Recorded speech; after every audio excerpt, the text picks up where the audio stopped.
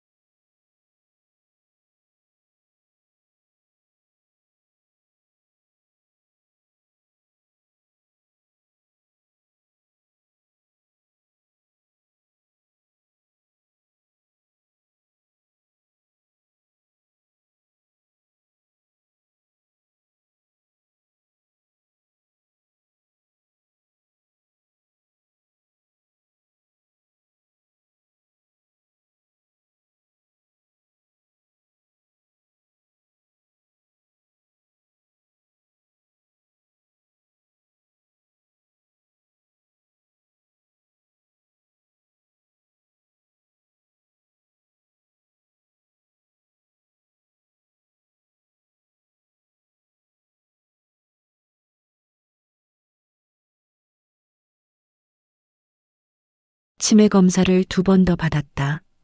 매번 일부러 문제를 틀렸고 의사는 내 상태가 점점 나빠진다고 진단했다. 소영과 민수는 그럴 때마다 기뻐하는 표정을 감추지 못했다. 어머니, 이제 법적 후견인 신청할 수 있대요. 소영이 서류를 내밀었다.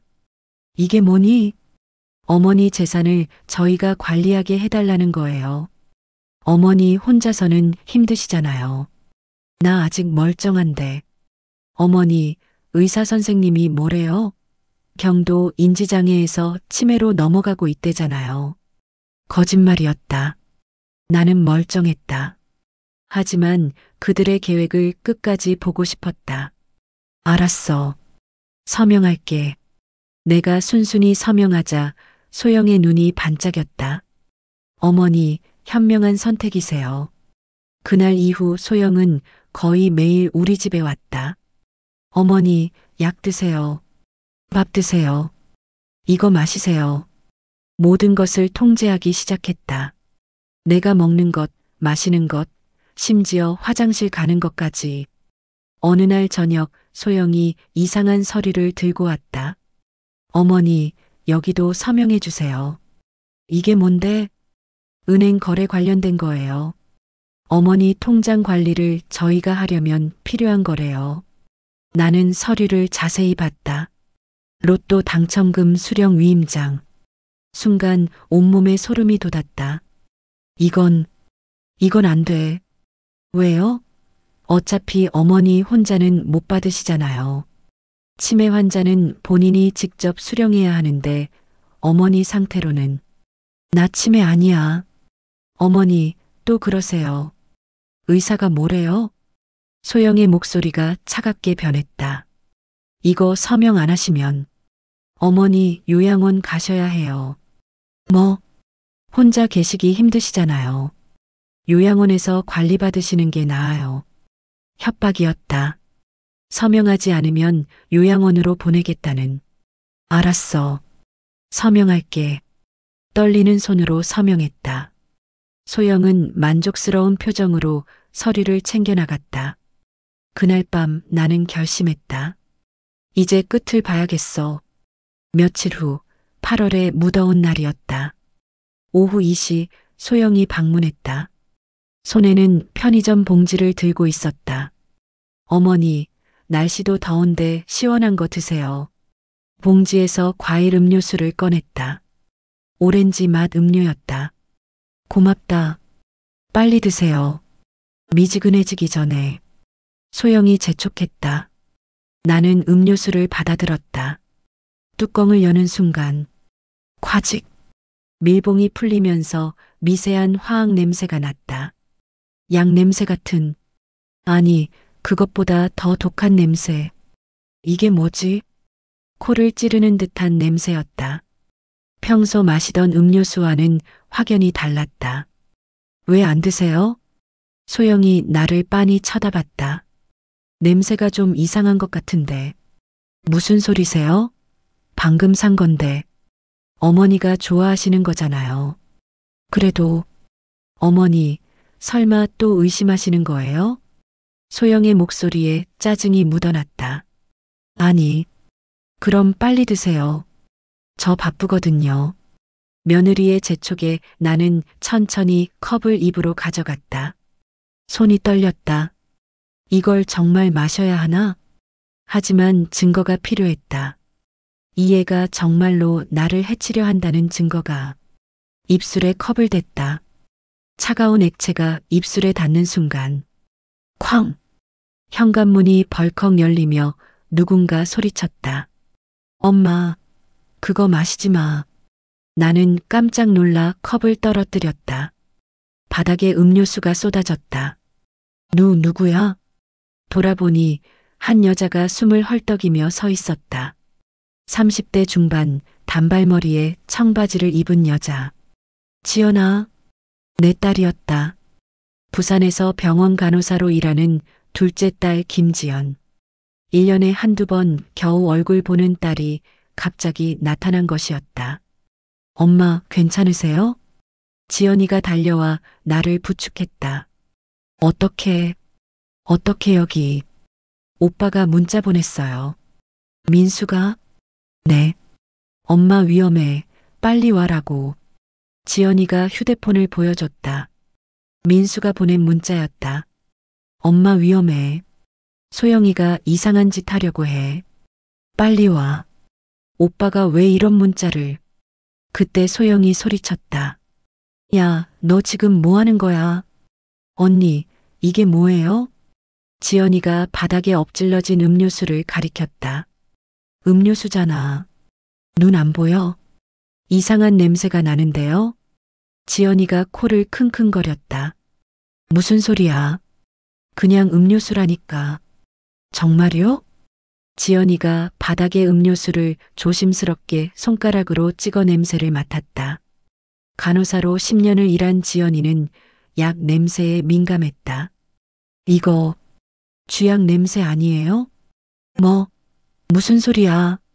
소영이 발끈했다. 확실해요. 쥐약 냄새예요.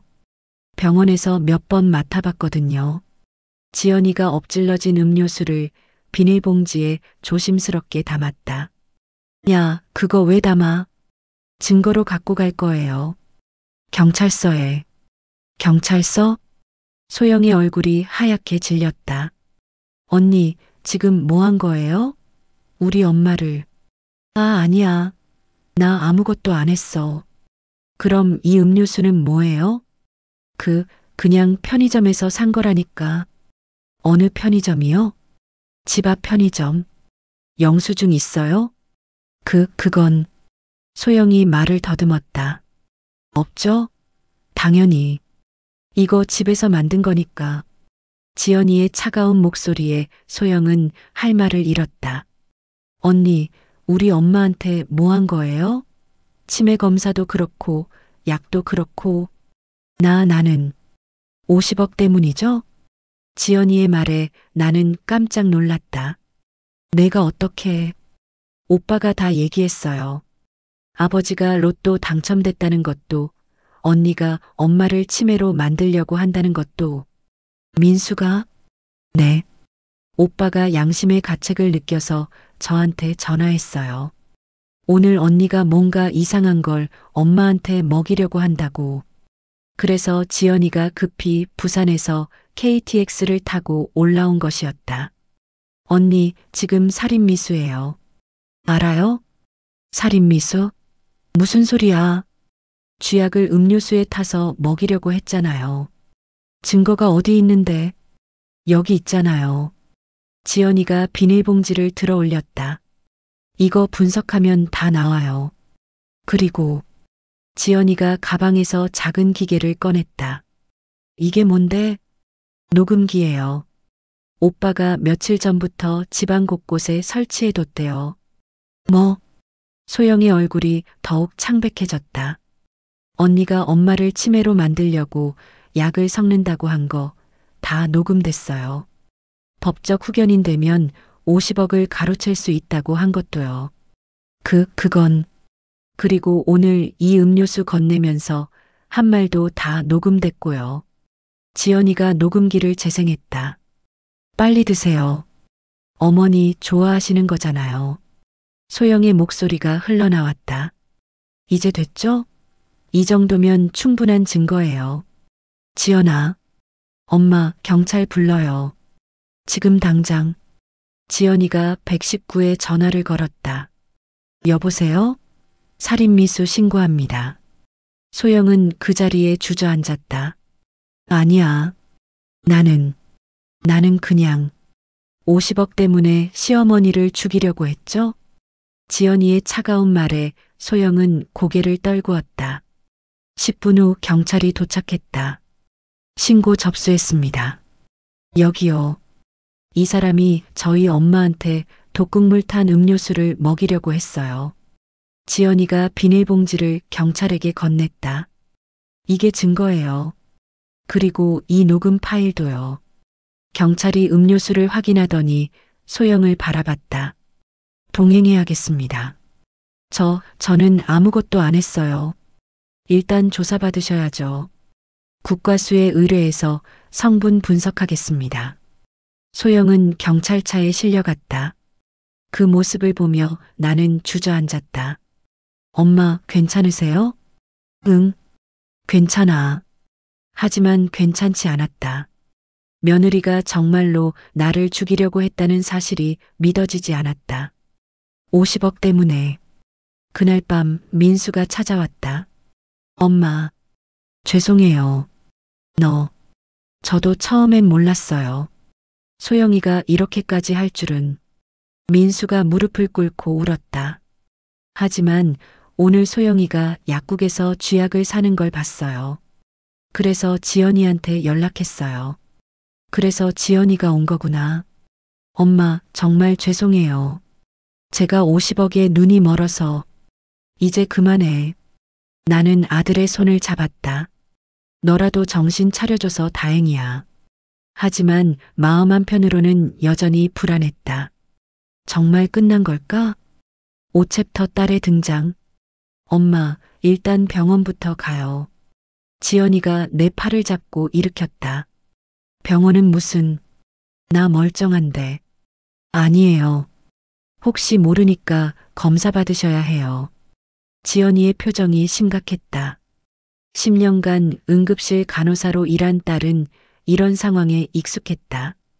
그리고 엄마, 요즘 드신 약들 다 챙겨가요. 약? 네. 언니가 드린 약들이요. 나는 침대 옆 서랍을 열었다. 그 안에는 소영이 주던 약들을 몰래 모아둔 것들이 있었다. 한 달치는 좋게 됐다. 이것들이요? 네, 다 가져가요. 지연이가 약들을 비닐봉지에 담았다. 야, 너희 지금 뭐 하는 거야? 소영이 소리쳤지만 이미 경찰이 제지했다. 부인, 조용히 하세요. 계속 그러시면 공무집행방해로 추가 입건됩니다. 저는 아무것도 안 했다니까요. 소영이 발악했지만 소용없었다. 구급차가 도착했다. 어머님, 이쪽으로 오세요. 구급대원이 나를 부축해 구급차에 태웠다. 지연이도 함께 탔다. 엄마, 괜찮으세요? 어디 불편한 데는 없어요? 응, 괜찮아. 하지만 괜찮지 않았다. 온몸이 떨렸다. 내 며느리가 정말로 나를 죽이려고 했다니. 병원 응급실에 도착했다. 68세 여성 환자, 독극물 섭취 의심. 의사와 간호사들이 바삐 움직였다. 일단 위세척부터 하겠습니다. 네. 다행히 나는 음료수를 한 모금도 마시지 않았다. 하지만 만약을 대비해 검사를 받아야 했다. 환자분, 요즘 드신 약이 있으세요? 네, 있어요. 지연이가 비닐봉지를 내밀었다.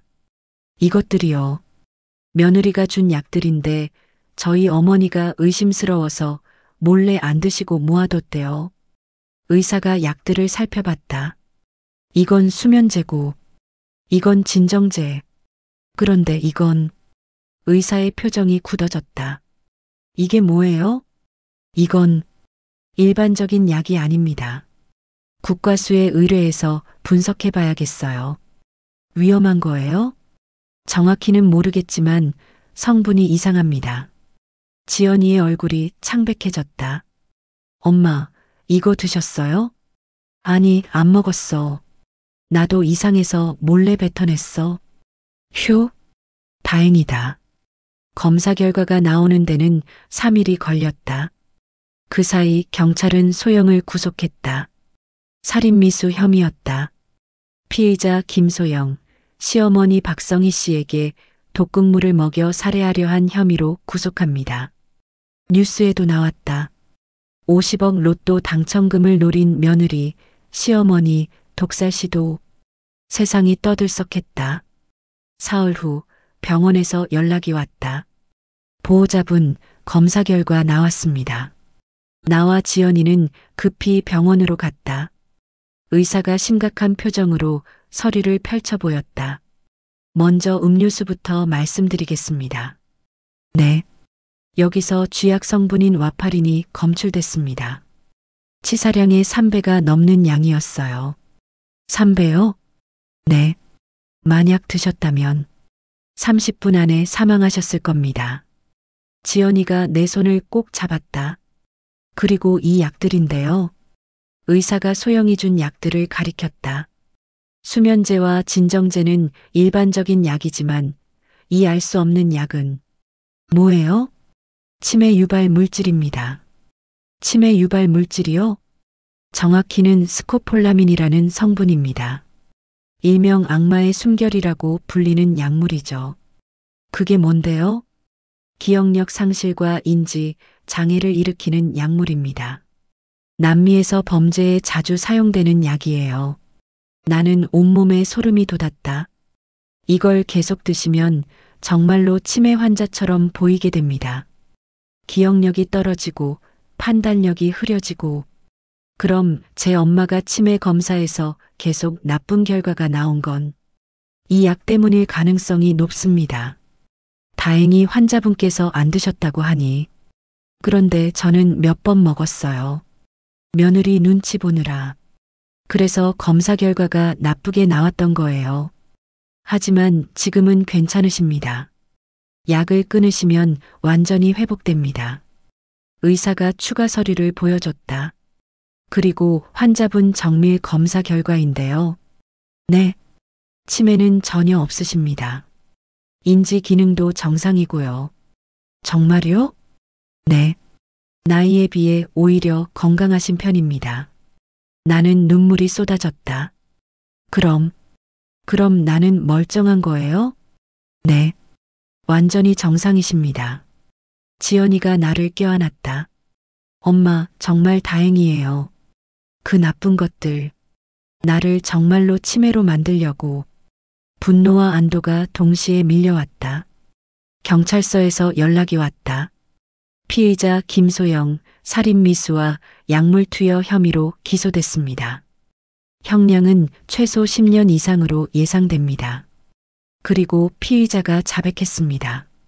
시어머니를 치매로 만들어 법적 후견인이 되려 했다고요. 로또 당첨금 50억을 가로채기 위해서였다고 합니다. 모든 것이 밝혀졌다. 소영은 남편 김덕수가 당첨된 사실을 장례식 전에 이미 알고 있었다. 어떻게 알았는지는 밝혀지지 않았지만 아마 남편 유품을 미리 뒤진 것 같았다. 그래서 장례식 직후부터 계획을 세운 것이었다. 1단계 집에 카메라를 설치해 감시한다. 2단계 시어머니를 치매로 만든다. 3단계 법적 후견인이 되어 재산을 관리한다. 4단계 로또 당첨금을 수령한다. 하지만 계획이 생각보다 오래 걸리자 마지막 수단을 선택한 것이었다. 독살. 엄마, 이제 안심하세요. 언니는 오랫동안 감옥에 있을 거예요. 지연이가 나를 위로했다. 민수는 어떻게 됐니? 오빠요? 오빠는 혐의 없대요. 마지막에 양심의 가책을 느껴서 저한테 연락했잖아요. 그래. 오빠도 지금 많이 후회하고 있어요. 매일 울면서 병원에 와서 사과하던데. 그날 저녁 민수가 병실로 찾아왔다. 엄마. 민수는 완전히 초췌해져 있었다. 3일 동안 잠도 안 자고 울기만 한 것 같았다. 나 때문에 엄마가 죽을 뻔했어요. 됐어. 이제 그만. 아니에요. 저는 정말 나쁜 놈이에요. 50억 때문에 엄마를. 민수야. 나는 아들의 손을 잡았다. 너라도 정신 차려줘서 다행이야. 마지막에 지연이한테 연락한 거. 하지만 그게 내 마지막 양심이었어. 완전히 나쁜 놈은 아니라는 증거야. 민수가 바닥에 엎드려 울었다. 엄마, 죄송해요. 정말 죄송해요. 일어나. 이제 그만 울고. 나는 아들을 일으켰다. 민수야, 50억 말이야. 엄마, 그 돈은 엄마 거예요. 저는 한 푼도 받을 자격이 없어요. 아니야. 내가 주고 싶은 만큼 줄 거야. 엄마. 하지만 조건이 있어. 네. 내가 진짜 사람이 되는 거야. 돈 때문에 사람을 해치는 그런 인간 말고 진짜 사람 말이야. 민수가 고개를 끄덕였다. 알겠습니다. 평생 속죄하며 살겠습니다. 그날 밤 지연이와 둘이서 이야기를 나눴다. 엄마, 이제 어떻게 하실 거예요? 응? 50억 말이에요. 아, 그거. 나는 잠시 생각했다. 반은 사회에 기부할 거야. 나처럼 어려운 노인들 돕는 데 쓰고. 좋은 생각이에요. 그리고 나머지는 너한테 줄게. 엄마, 저요? 응. 내가 진짜 내 편이었잖아. 부산에서 KTX 타고 달려와 준 거. 지연이의 눈에서 눈물이 흘렀다. 엄마, 고마워, 지연아. 내가 아니었으면 나 죽었어. 두 모녀는 한참을 껴안고 울었다. 6챕터 진실의 폭로. 퇴원한 지 일주일 후 검찰에서 연락이 왔다. 피해자 박성희 씨, 재판 증인으로 출석해 주셔야 합니다. 네, 알겠습니다. 김소영의 재판 날짜가 잡혔다.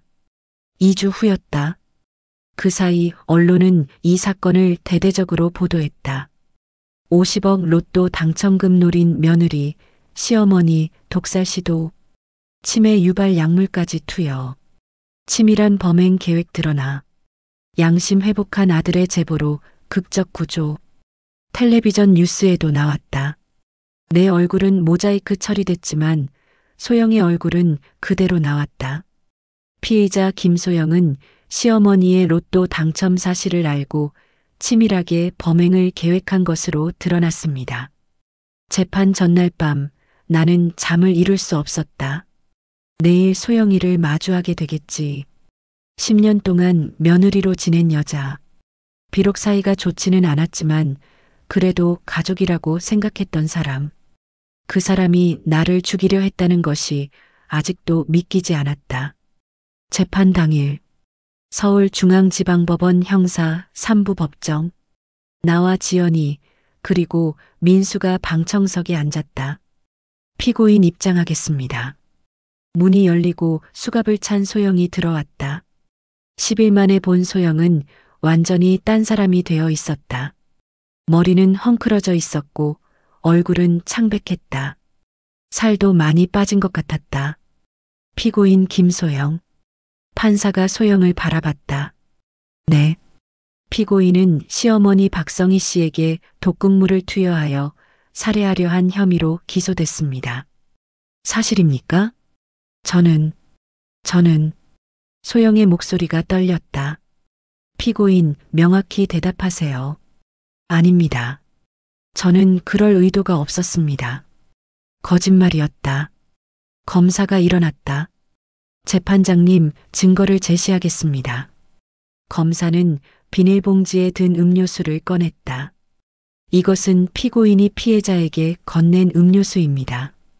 국과수 분석 결과 쥐약 성분인 와파린이 치사량의 3배 검출됐습니다. 법정이 술렁였다. 그리고 이것은 피고인이 피해자에게 지속적으로 투여한 약물입니다. 검사가 소영이 준 약들을 제시했다. 이 중 하나는 스코폴라민이라는 치매 유발 물질입니다. 피고인은 피해자를 치매 환자로 만들어 법적 후견인이 되려 했습니다. 재판장님, 이는 명백한 살인 예비 및 미수입니다. 판사가 소영을 바라봤다. 피고인, 변명할 말이 있습니까? 저는 단지. 소영이 눈물을 흘렸다. 저는 시어머니를 해치려던 게 아니에요. 그냥 돈이 필요했을 뿐이에요. 돈? 네. 저희 빚이 너무 많아서 3억이나 되는데. 그래서 시어머니를 죽이려 한 겁니까? 검사가 날카롭게 추궁했다. 아니에요. 저는 죽이려던 게 아니라. 그럼 뭡니까? 치사량 3배의 독극물을 탄 음료수는 뭡니까? 소영은 대답하지 못했다. 증인 박성희 씨, 앞으로 나오세요. 내 차례였다. 떨리는 다리로 증인석에 섰다. 증인, 선서하세요. 양심에 따라 숨김없이 말하고 만일 거짓말이 있으면 위증의 벌을 받기로 맹세합니다. 증인, 피고인과의 관계가 어떻습니까? 며느리입니다. 며느리가 증인을 어떻게 대했습니까? 처음부터 좋지 않았습니다. 나는 지난 10년을 떠올렸다. 결혼 초부터 저를 무시했어요. 명절에도 인사를 제대로 안 하고 제가 해준 음식도 먹지 않고 남편 장례식 때는 어땠습니까? 장례식 당일 저를 40년 살던 집에서 내쫓았습니다. 법정이 또다시 술렁였다. 남편이 세상을 떠난 지 이 시간 만에 월세 25만 원짜리 옥탑방으로 이사하라고 했습니다. 그 이유가 뭐라고 했습니까? 아들 빚 때문이라고 했어요. 7억이라고. 하지만 실제로는 거짓말이었습니다. 며느리는 명품을 사고 다니고 있었어요. 검사가 증거를 제시했다. 재판장님, 이것은 피고인의 신용카드 사용 내역입니다. 피해자를 옥탑방으로 내쫓은 직후 430만 원짜리 명품 가방을 구매한 내역이 있습니다. 방청석에서 탄식이 흘러나왔다. 증인, 피고인이 치매 검사를 권유했을 때 어땠습니까? 저는 이상했어요. 제가 멀쩡한데 자꾸 치매라고 하니까. 실제로 치매가 있었습니까? 아니요. 병원 검사 결과 정상이었습니다. 그럼 왜 치매 검사에서 나쁜 결과가 나왔습니까? 며느리가 준 약 때문이었어요. 나중에 알고 보니 치매 유발 물질이었대요. 검사가 지연이를 증인석으로 불렀다. 증인은 피해자와 무슨 관계입니까? 딸입니다. 증인이 이 사건을 어떻게 알게 됐습니까? 오빠, 아니, 김민수 씨에게서 문자를 받았습니다. 지연이가 휴대폰을 보여줬다. 엄마 위험해, 빨리 와라는 내용이었어요. 그래서 어떻게 했습니까? 부산에서 KTX를 타고 서울로 올라왔습니다. 그리고 집에 도착했을 때 지연이의 목소리가 떨렸다. 엄마가 막 음료수를 마시려는 순간이었어요. 저는 간호사라서 알 수 있었어요. 그 냄새가 이상하다는 걸. 무슨 냄새였습니까? 쥐약 냄새요. 병원에서 몇 번 맡아봤거든요. 검사가 녹음 파일을 재생했다. 오빠, 정말 엄마를 치매로 만들 거야? 민수의 목소리가 흘러나왔다. 소영이가 50억 때문에 미쳤어. 나도 어쩔 수가 없어. 그래도 양심은 남아있네.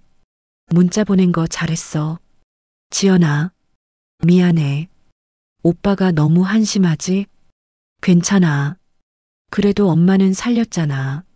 녹음이 끝나자 법정은 숨소리조차 들리지 않을 만큼 조용해졌다. 판사가 소영을 바라봤다. 피고인 들으셨습니까? 네. 변명하실 말씀 있습니까? 소영은 고개를 떨구었다. 죄송합니다. 누구에게 죄송하다는 겁니까? 어머니께. 어머니라고요? 당신이 독살하려던 그분을? 검사의 날카로운 추궁에 소영은 눈물만 흘렸다. 재판장님, 피고인은 50억 원의 로또 당첨금을 노리고 치밀하게 범행을 계획했습니다. 1단계로 집안에 카메라를 설치해 감시했고 2단계로 치매 유발 약물을 투여했으며 3단계로 법적 후견인이 되려 했습니다. 그리고 마지막으로 독살을 시도했습니다. 이는 명백한 존속살의 미수입니다. 검찰은 징역 15년을 구형합니다. 15년. 소영의 얼굴이 창백해졌다. 방청석에서 민수가 무릎을 꿇고 울었다. 엄마, 죄송해요. 제가 소영이를 말렸어야 했는데 나는 아들을 바라봤다. 민수도 잘못했다. 처음에는 함께 계획을 세웠으니까. 하지만 마지막에 양심을 회복해서 지연이에게 연락했다. 그것만으로도 다행이었다. 판결은 2주 후에 선고될 예정이었다. 법정을 나서는데 소영이 나를 불렀다. 어머니, 정말 죄송합니다. 나는 대답하지 않았다. 그냥 돌아서서 걸었다. 지연이가 내 팔을 잡았다. 엄마, 괜찮으세요? 응, 괜찮아. 하지만 괜찮지 않았다. 가슴이 너무 아팠다. 50억이 이렇게 무서운 돈이었구나. 사람의 마음을 악마로 만들어버리는 돈. 그날 밤 나는 결심했다. 이 돈을 제대로 써야겠어. 악으로 얻으려 했던 돈을 선으로 바꾸는 것. 그것이 남편이 원하는 일일 것 같았다. 하지만 나는 몰랐다. 소영의 마지막 발악이 아직 남아있다는 것을. 감옥에서도 그녀는 포기하지 않을 것이라는 사실을. 재판이 끝난 다음 날 아침, 긴급 체포 영장 발부됐습니다. 경찰이 우리 집에 들이닥쳤다. 무슨 일이세요? 지연이가 놀라서 물었다. 피의자 김소영이 보석으로 풀려났는데 도주 시도했습니다.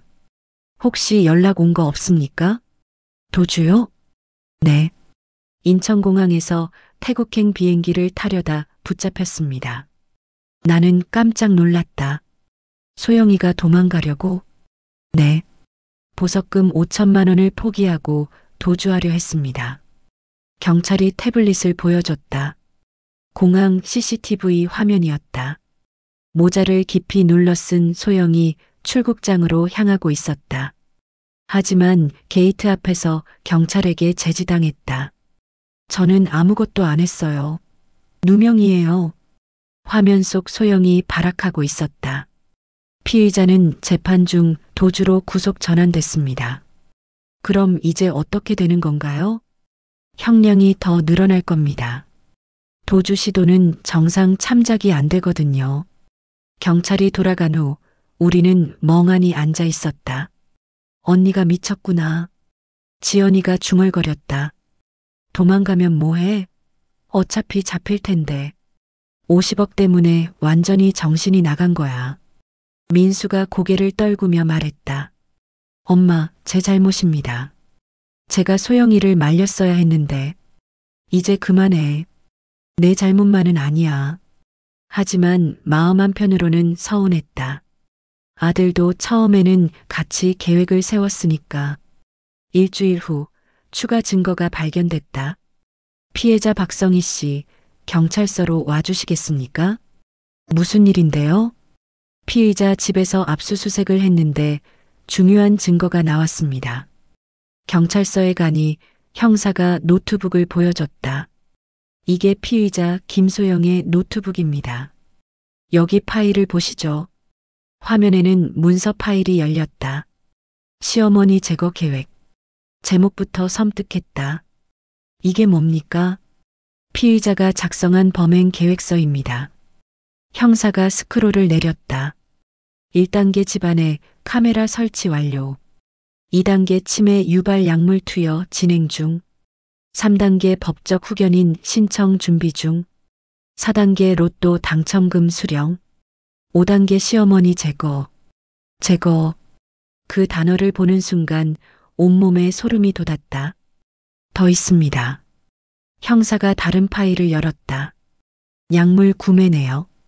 쥐약, 수면제, 스코폴라민. 구매 날짜와 장소까지 상세히 기록돼 있었다. 이거 증거로 쓸 수 있나요? 당연합니다. 명백한 계획살인 증거입니다. 그리고 이것도 보세요. 형사가 CCTV 영상을 재생했다. 약국 앞 CCTV였다. 소영이 모자를 눌러 쓰고 들어가는 모습이 찍혀 있었다. 약국에서 쥐약 구매하신 거 다 찍혔습니다. 화면이 바뀌었다. 이번에는 우리 집 부엌이었다. 이건 뭐예요? 따님께서 미리 집안 곳곳에 숨겨둔 소형 카메라입니다. 지연이가? 나는 지연이를 돌아봤다. 네. 제가 오기 전에 오빠한테 부탁했어요. 언니가 이상한 짓 할 것 같아서. 화면 속에서 소영이 음료수병을 꺼내고 있었다. 그리고 작은 비닐봉지에서 하얀 가루를 꺼내 음료수에 탔다. 이게 쥐약입니다. 소영은 음료수를 흔들어 섞은 후 냉장고에 넣었다. 이 영상도 증거로 제출하겠습니다. 이 정도면 살인 미수는 확실합니다. 그리고 형사가 또 다른 서류를 꺼냈다. 사기 미수, 노인학대, 존속폭행, 재산 탈취 미수, 총 7개 혐의입니다. 형량은 어느 정도 나올까요? 최소 15년, 최대 20년입니다. 20년. 소영은 그때 32살이었다. 20년이면 52살이 되어 출소하는 것이었다. 그리고 도주 시도까지 했으니 감경은 없을 겁니다. 2주 후 최종 판결이 내려졌다. 피고인 김소영에게 징역 18년을 선고합니다. 18년. 방청석에서 소영의 어머니가 오열했다. 우리 딸이. 하지만 나는 동정하지 않았다. 그녀는 나를 죽이려 했다. 판사가 판결문을 읽어 내려갔다. 피고인은 시어머니의 로또 당첨금 50억 원을 노리고 치밀하게 범행을 계획했습니다. 치매 유발 약물을 투여하고 법적 후견인이 되려 했으며 최종적으로 독사를 시도했습니다. 이는 존속에 대한 살인 미수로서 매우 중한 범죄입니다. 더욱이 피고인은 재판 중 도주를 시도하여 반성의 기미가 전혀 보이지 않습니다. 따라서 징역 18년 및 벌금 1억 원을 선고합니다. 쿵. 판사가 의사봉을 내리쳤다. 소영은 수갑을 찬 채 끌려나갔다. 나를 향해 한번 돌아봤지만 나는 외면했다. 법정을 나서는데 민수가 무릎을 꿇었다. 엄마, 정말 죄송합니다. 일어나. 50억? 다 포기할게요. 저는 자격이 없어요. 민수의 눈에서 눈물이 쏟아졌다. 민수야, 나는 아들을 일으켰다. 너도 잘못했어. 처음에 함께 계획을 세웠잖아. 죄송합니다. 하지만 마지막에 양심을 회복했어. 지연이한테 연락한 거. 그래도 그게 내 마지막 구원이었어. 완전히 악한 사람은 아니라는 증거야. 민수가 바닥에 엎드려 울었다. 엄마, 평생 속죄하며 살겠습니다. 그날 밤 나는 지연이와 함께 앉아 이야기를 나눴다. 엄마, 이제 어떻게 하실 거예요? 50억 말이야? 네. 나는 창밖을 바라봤다. 남편의 영정 사진이 보였다. 여보, 당신이 남긴 이 돈을 제대로 써야겠어요. 나는 결심했다. 반은 사회에 기부할 거야. 사회에요? 응. 김덕수박성의 재단을 만들 거야. 재단이요? 노인 학대 예방센터, 그리고 독거노인 지원 사업. 지연이의 눈이 반짝였다. 좋은 생각이에요, 엄마. 나처럼 자식들한테 버림받은 노인들이 많더라. 그 사람들을 돕고 싶어. 나머지는요? 10억은 내게 줄게. 내가 진짜 내 편이었으니까. 엄마, 5억은 병원비로 쓸 거야. 돈 없어서 치료 못 받는 노인들 위해서. 그럼 남은 10억은? 그건 민수한테 줄까 생각 중이야. 오빠한테요? 응. 그래도 내 자식이잖아. 마지막에 양심을 회복했고, 지연이가 고개를 끄덕였다. 엄마 마음대로 하세요. 엄마가 받으신 돈이니까. 고마워, 지연아. 다음 날 나는 민수를 불렀다. 민수야. 네, 엄마.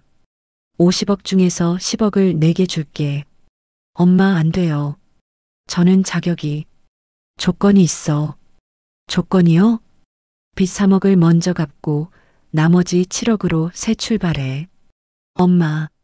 그리고 다시는 돈 때문에 사람을 해치는 짓 하지 마. 알겠습니다. 맹세합니다. 민수가 바닥에 절을 했다. 그리고 한 달에 한 번씩 재단에서 봉사활동해. 평생? 네, 그렇게 하겠습니다. 이게 내 속죄의 길이야. 민수가 눈물을 흘리며 고개를 끄덕였다. 3개월 후 김덕수 박성의 재단 현판식이 열렸다. 오늘 김덕수 씨와 박성희 씨의 뜻을 기려 재단을 개소합니다. 기자들이 몰려왔다. 박성희 씨, 50억을 사회에 환원하신 이유가 뭡니까? 제 남편이 평생 가난하게 살다 가셨어요. 마지막에 준 선물이 이 돈이었죠. 이 돈으로 남편처럼 어렵게 사는 노인들을 돕고 싶었어요. 그리고 돈 때문에 가족이 무너지는 일이 없었으면 좋겠어요. 기자들이 박수를 쳤다. 재단 건물 앞에서 지연이와 민수가 나를 부축했다. 엄마, 아버지가 자랑스러워 하실 거예요. 그래.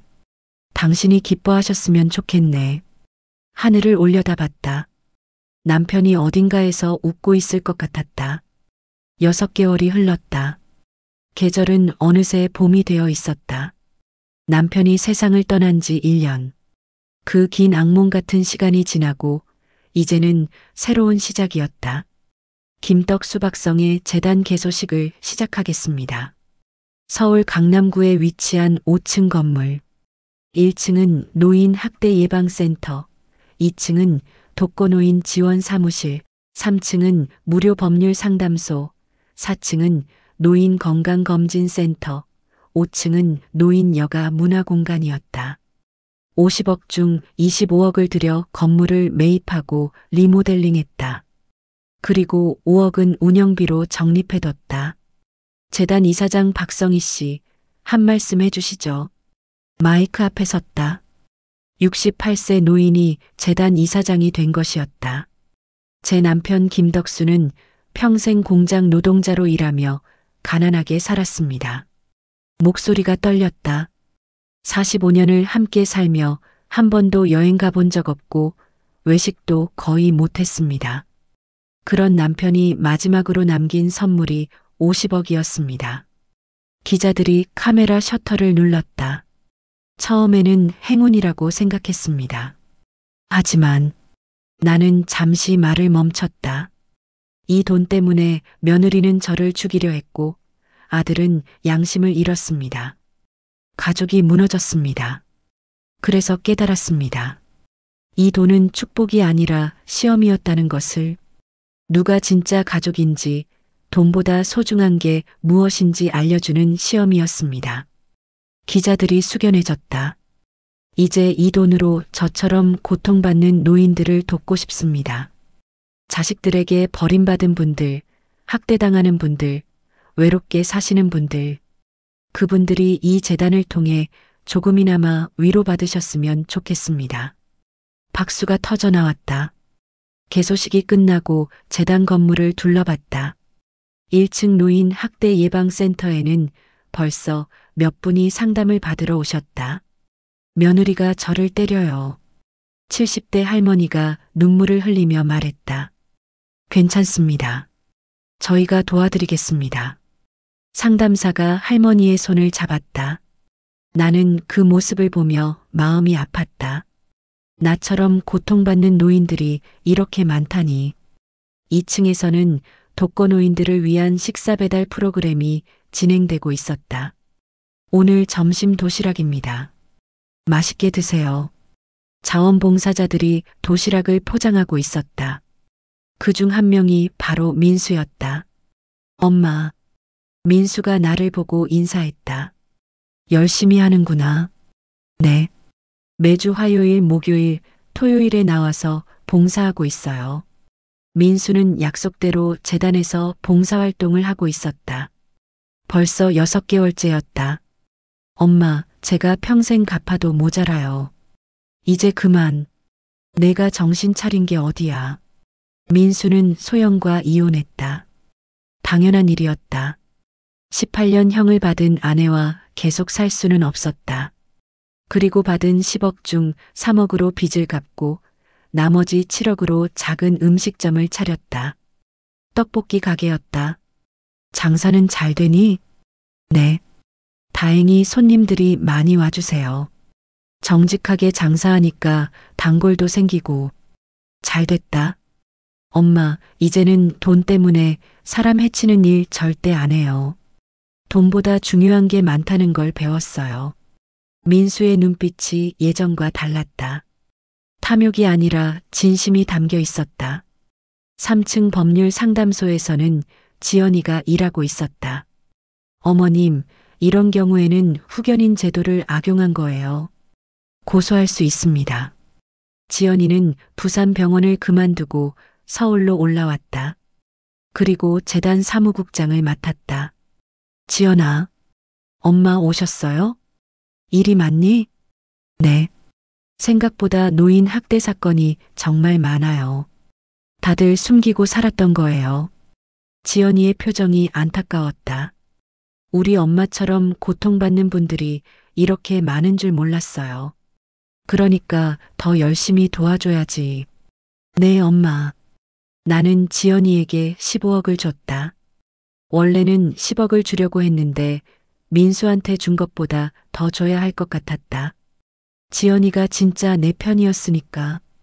부산에서 KTX 타고 달려와서 내 목숨을 구해줬으니까. 엄마, 이렇게 많이 주시면 안 돼요. 받아. 넌 자격이 있어.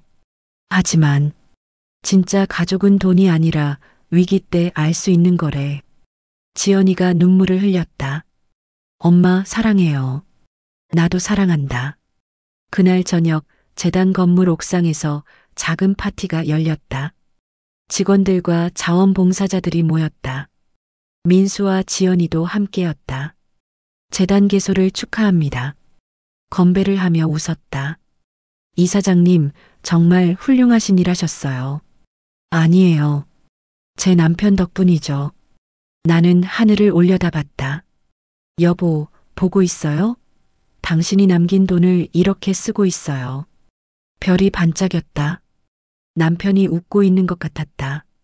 다음 날 로또 판매점을 찾아갔다. 남편이 로또를 샀던 그 복권방. 아직도 그대로 있었다. 어서 오세요. 주인 아저씨가 반갑게 맞아줬다. 제 남편이 여기서 로또를 샀었어요. 아, 그러세요? 혹시 당첨되셨어요? 네. 50억? 어머, 정말요? 축하드립니다. 감사해요. 그런데 나는 봉투를 꺼냈다. 이거 받아주세요. 이게 뭔데요? 500만 원이에요. 남편이 로또를 사준 데 대한 감사의 표시예요. 아니, 이건 너무 많은데요. 받아주세요. 남편이 원하실 거예요. 주인 아저씨가 눈물을 글썽이며 받았다. 집으로 돌아오는 길에 남편 산소를 들렀다. 여보, 나왔어요. 무덤 앞에 앉았다. 당신이 남긴 50억 잘 쓰고 있어요. 25억은 재단 만들었고 15억은 지연이 줬고 10억은 민수 줬어요. 민수는 이제 정신 차렸어요. 매주 재단에서 봉사하고 떡볶이 가게도 열심히 하고 소영이는 18년 형 받았어요. 당연한 벌이죠. 바람이 불어왔다. 여보, 고마워요. 마지막 선물. 처음에는 50억이 선물인 줄 알았어요. 하지만 아니었어요. 진짜 선물은 누가 진짜 가족인지 알게 해준 거였어요. 눈물이 흘러내렸다. 지연이가 진짜 내 편이라는 것. 민수도 완전히 나쁜 아이는 아니라는 것. 그리고 소영이 같은 사람도 있다는 것. 돈 앞에서는 사람의 본성이 드러난다는 것. 이 모든 걸 배웠어요. 그게 당신이 준 진짜 선물이에요. 무덤 위로 나비가 날아왔다. 노란 나비였다. 당신이 보낸 거죠? 나비가 내 손등에 앉았다. 당신이 곁에 있는 것 같아요. 나비는 한참을 머물다가 날아갔다. 6개월 후, 재단은 성공적으로 운영되고 있었다. 이미 300명이 넘는 노인들이 도움을 받았다. 민수의 떡볶이 가게도 잘 됐다. 이제 직원도 2명 고용했다. 지연이는 재단 사무국장으로서 훌륭하게 일하고 있었다. 그리고 나는 할머니, 여기 앉으세요. 재단 5층여가 문화공간에서 다른 노인들과 함께 시간을 보냈다. 오늘은 뭐 하실 거예요? 그림 그릴래요. 68세에 처음 그림을 배우기 시작했다. 평생 해보지 못한 일들을 하나씩 하고 있었다. 무슨 그림 그리세요? 우리 남편이요. 캔버스에 남편의 얼굴을 그렸다. 젊었을 때 모습? 와, 잘 그리시네요. 고마워요. 그림을 그리며 생각했다. 여보, 우리 행복했죠? 가난했지만 사랑했고 힘들었지만 함께였다. 50억이 없었어도 우리는 행복했다. 하지만 50억이 있었기에 더 많은 것을 배웠다. 돈보다 소중한 것, 진짜 가족의 의미, 그리고 나눔의 기쁨. 저녁에 지연이와 민수가 함께 저녁을 먹으러 왔다. 엄마, 오늘 뭐 드실래요? 떡볶이. 엄마, 제 가게 떡볶이 드실 거예요? 그럼 내가 만든 거 먹어야지. 셋이서 민수의 가게로 갔다. 사장님, 떡볶이 3인분이요. 네, 금방 만들어 드릴게요. 민수가 밝게 웃으며 떡볶이를 만들었다. 엄마, 여기요. 맵지만 맛있는 떡볶이였다. 맛있다. 정말요? 다행이다. 우리 아들 요리 실력이 늘었네. 셋이서 웃으며 떡볶이를 먹었다. 평범한 저녁이었다. 하지만 이게 진짜 행복이었다. 50억이 없어도, 큰 집이 없어도 그저 가족이 함께 웃으며 식사하는 것. 그게 진짜 행복이었다. 집으로 돌아와 남편 영정 사진 앞에 앉았다. 여보, 오늘도 좋은 하루였어요. 민수랑 지연이랑 떡볶이 먹었어요. 맛있었어요. 재단도 잘 돌아가고 있고요. 당신이 남긴 50억 정말 잘 쓰고 있어요. 그리고 당신이 알려준 것도 잘 기억하고 있어요. 진짜 가족은 돈이 아니라는 것. 위기 때 나타나는 게 진짜 사랑이라는 것. 고마워요, 여보. 마지막까지 나를 사랑해줘서. 영정 사진 속 남편이 웃고 있었다. 나도 웃었다. 이제 두렵지 않았다. 남은 인생 의미 있게 살 수 있을 것 같았다. 남편의 마지막 선물은 50억이 아니었다. 누가 진짜 가족인지 알게 해준 것. 돈보다 소중한 게 무엇인지 깨닫게 해준 것. 그리고 나눔의 기쁨을 알게 해준 것. 그것이 가장 큰 유산이었다. 여보, 사랑해요. 그리고 안녕. 창밖으로 노을이 지고 있었다. 아름다운 노을이었다. 새로운 내일이 기다리고 있었다.